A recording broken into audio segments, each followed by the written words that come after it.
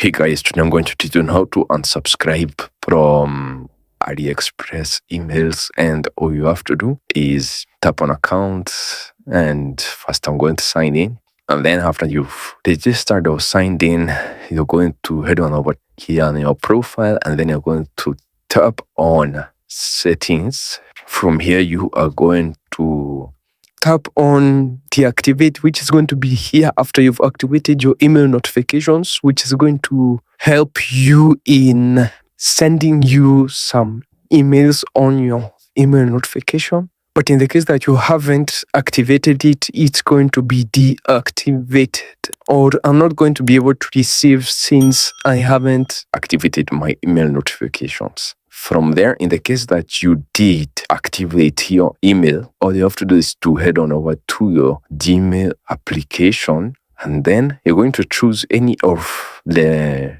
AliExpress notifications that they did send you. You're going to tap on that, and you're going to tap on view, in which it will take you to where that type of notification came from, which is going to be AliExpress. From there, you're going to scroll down and you're going to see the option to unsubscribe. And thank you guys for watching this video. Please do like, share, and subscribe, and I'll see you guys on the next video.